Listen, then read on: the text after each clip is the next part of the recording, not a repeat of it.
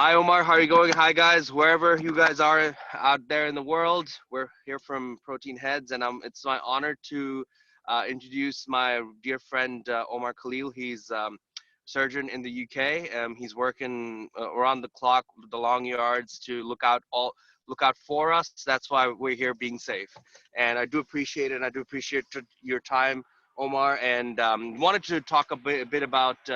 The mental health awareness scenario at the UK. As you can understand, currently till date today would be what's the date today? 27th of April. We're looking at around 20K people who've died, unfortunately, due to COVID. So hmm I wanted to know your thoughts on what's really happening with the UK. Why are we? What are the issues we're having with the healthcare system, and any other issues you want to point out? So over to you, Omar. Thank you. Thanks, mate. So start off. Well, when it all started, it was kind of unreal. I think unreal for everyone because no one really realized this could happen in this day and age. And something called a lockdown, where you're locked down in peacetime without a war, is something unprecedented. It's you don't just it just doesn't happen nowadays. We got locked down on the 23rd of March. And everyone was actually in front of the television, just waiting for the Prime Minister to say that the country is going to get locked down now.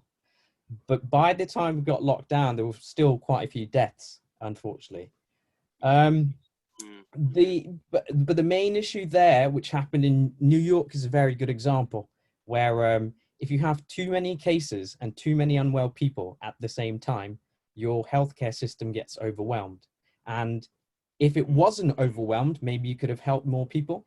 But if it gets overwhelmed, even with the best of intentions and all the ventilators and machines, you still can't do it because you just can't treat that many people at the same time. So the lockdown and everything else was probably essential to actually make sure nothing gets overwhelmed.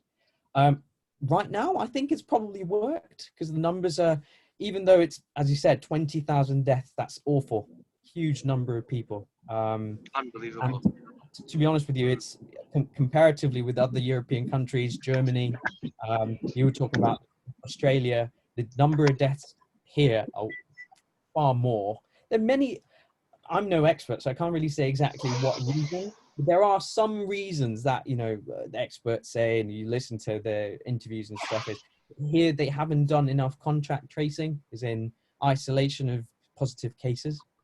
Also, when coming into the country, some countries are very, very strict now. So I've heard from friends in Singapore or even in China, if you actually flew in, you'd have to be quarantined for 14 days anyway, regardless of if you have symptoms or not. If you did have Correct. symptoms, they did something different. Here, I don't think they've done that much. So if you flew in, you're probably just going somewhere and you're expected on your own to be sensible enough to, follow the guidance of if you have the symptoms, you self isolate, don't go out, and all that stuff. So that's what it is. Currently working in the hospital, so I work in general surgery. It's not Right. that bad in terms of I don't have to deal with COVID patients specifically. Some of our patients do have COVID, but I'm lucky in that sense that I'm not being rushed off my feet. But at the same time, we are at any time being redeployed to other places. So ICU would be for me, which at any point of time they can say, oh, from tomorrow we need to go and cover ICU shifts, which is fine. If we needed to do it, we do it. We're already trained in, not in ICU medicine, but at least we do for 2 years of a lot of rotation, so we can deal with things as we need to.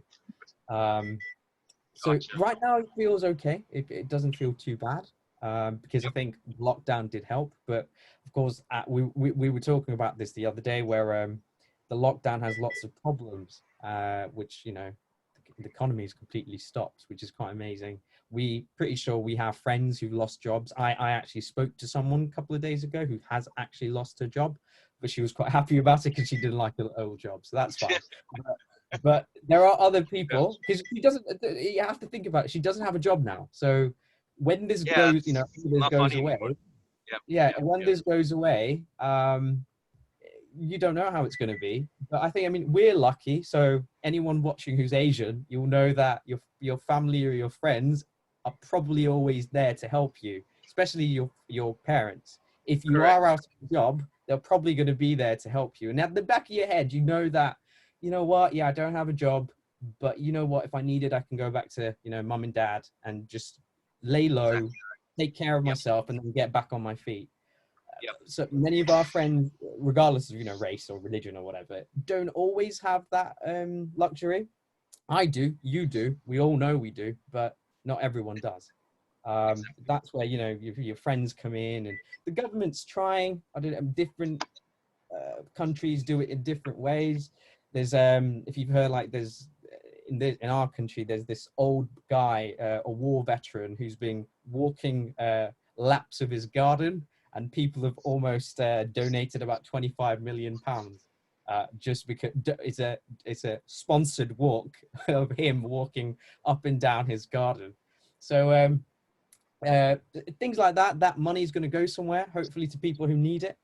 Um, but you know, we were just saying this earlier, that the repercussions of all this isn't just these few weeks or the summer or the month. It's going to be for years probably. Specifically because the two other things that happen. One is families are losing people. You know, there might be the breadwinner of that family, or the main person who earns in that family. So any family that loses that person, it's going to, affect them quite badly. And then you also have people who, as I said, losing jobs. And because this is about, mental health and well-being and things, it's, that effect isn't just going to go away. It's going to stay for a long time. And like what we're doing kind of now, is the only way out of it is being together and helping each other out. You can't, you're going to be, we've all been isolated for quite a while now. I mean, I'm lucky I still go to work and I see my colleagues, but lots of people are in their house, specifically the elderly population. It's awful for Correct. them. Can't go. You can't go. You and I couldn't go and see anyone, even if I wanted to, because you can't. Correct. So yeah, those are really the issues. People can't do what they love. That's something that's really, I think that's really important from your mental health point of view. A good example, you and I both like working out, is not going to the gym. Because I miss Tell the me gym. about I'm it. pretty sure you'll miss the gym. Or running. I've been running by myself for a month. We Same. want to go do a Yep. class or do running, like a class at the gym or something like that. And you do miss it. I miss it. Most people do. I'm pretty sure everyone does. Yep. And also, like, there's I think for me, from my point of view personally, from my mental health or well-being, whatever it is, I can't plan anything. No one can plan anything. So I want to go to, on a holiday, want to fly somewhere. I want to go see my family, or my family was supposed to come and see me.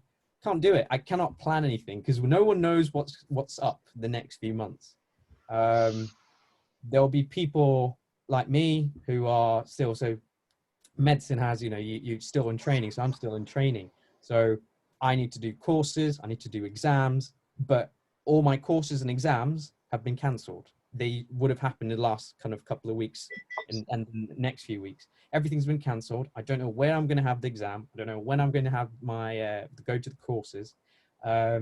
Training's been affected for at least for me and my colleagues.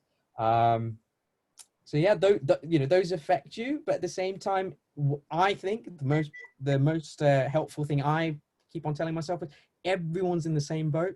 No one's better, no one's worse. We're from Bangladesh, and we know that the poor people in our country are probably the worse off.